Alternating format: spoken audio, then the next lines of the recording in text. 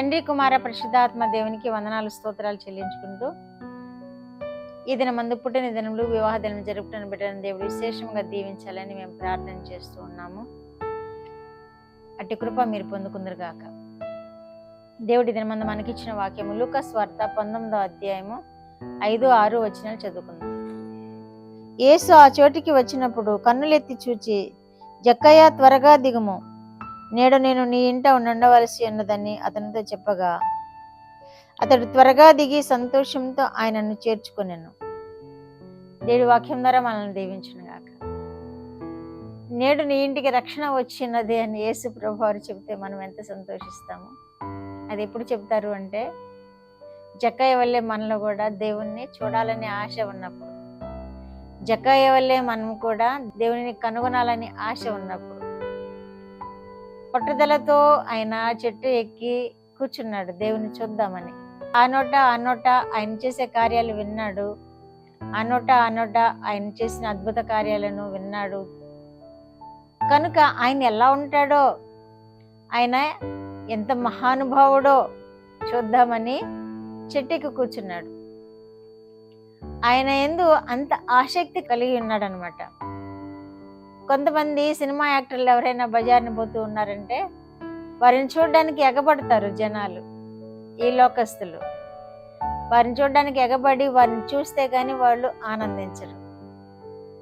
మన దేవుడే మన కోసం ఎక్కడైనా దారిలో ఎక్కడైనా కనిపిస్తున్నాడు అంటే అంతగా ఆసక్తి చూపరేమో. అందరూ దేవుడంటే తెలిసిన వారు మాత్రమే చూస్తారేమో. కానీ మన దేవుడు మనతో నిత్యము నడుస్తూనే ఉంటాడు. అది మనం గ్రహించలేము, కానీ మన హృదయము ఆయనలో ఆనందిస్తూ ఉంటుంది.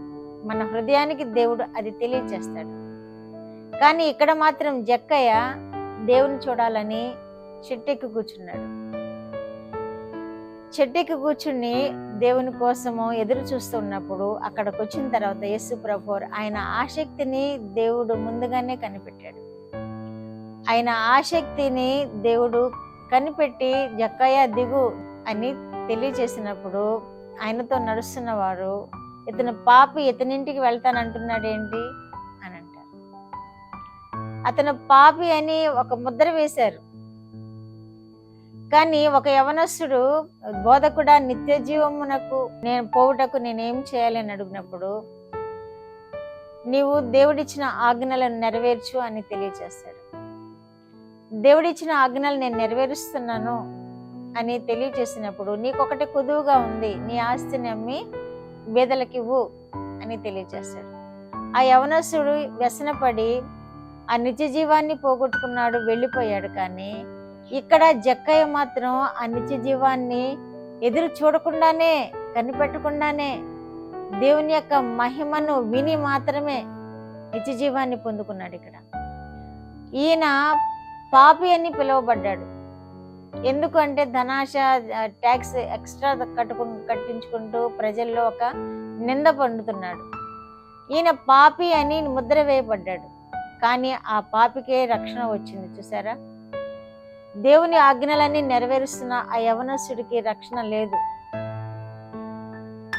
దేవుని ఆజ్ఞలను చిన్నప్పటి నుండి, బాల్యం నుండి నేను వీటిని నెరవేరుస్తూనే ఉన్నాను అని చెప్పిన ఆ యవనస్తుడికి రక్షణ లేకుండా పోయింది, నిత్య జీవం లేకుండా పోయింది.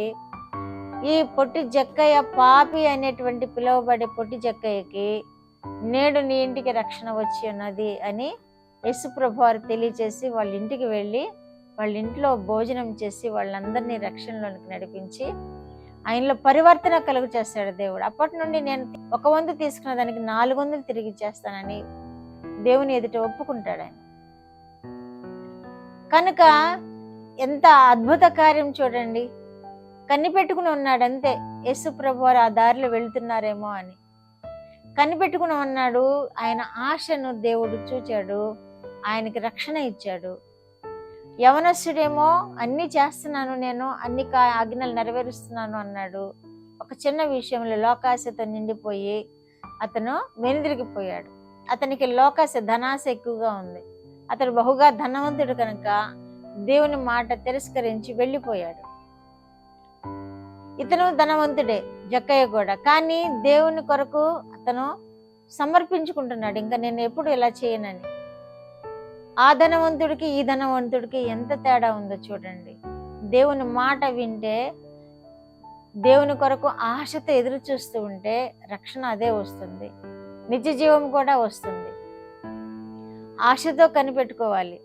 దేవుని ఆజ్ఞలను గైకొనడం ఒక్కటే కాదు, మన క్రియలు కూడా దేవుని కృపను బట్టి క్రియలు కూడా దేవుని మహిమార్థమై ఉండాలి. ఆ యవనస్తుడికి క్రియలు లేవు, ఈ పొట్టి జక్కయ్యకి క్రియలు ఉన్నాయి. అందుకని పొట్టి జక్కయ్య రక్షింపబడ్డాడు, ఆ యవనస్తుడు రక్షణ లేకుండా పోయాడు.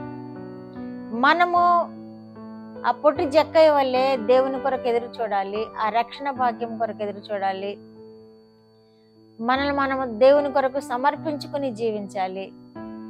అప్పుడు ఆజ్ఞలను నెరవేర్చిన పరలోక రాజ్యం చేరలేనటువంటి ఆ యవనస్తుడి వలె కాక, దేవునికి దూరంగా జీవిస్తూ పాపి అని పిలిపించుకున్న జక్కయ్యకు రక్షణ వచ్చినట్లు మనకు కూడా దేవుడు రక్షణ ఇస్తాడు. ప్రార్థన. మా దేవా, మా ప్రియ పరలోక ప్రభువా, మీ పరిశుద్ధ పాదములకు వందనాలు, స్తోత్రాలు. మీరు ఇచ్చిన వాక్యం కొరకు మీకు స్తోత్రాలు ప్రభువా. నైనా మేము రక్షణ పొందుకొని పొట్టి జక్కయ్య వల్లే మా జీవితంలో మీకు మహిమకరముగా ఉంచుకొనిలాగున మాకు కృప దయచేయండి. వింటున్న బిడ్డలందరినీ మీరు ఆశీర్వదించండి. మీరే మహిమ పొందమని యేసుక్రీస్తు వారి పేరిట మనలో మీ పాదముల యొద్ద వేడుకుంటున్నాను పరమ తండ్రి. ఆమేన్.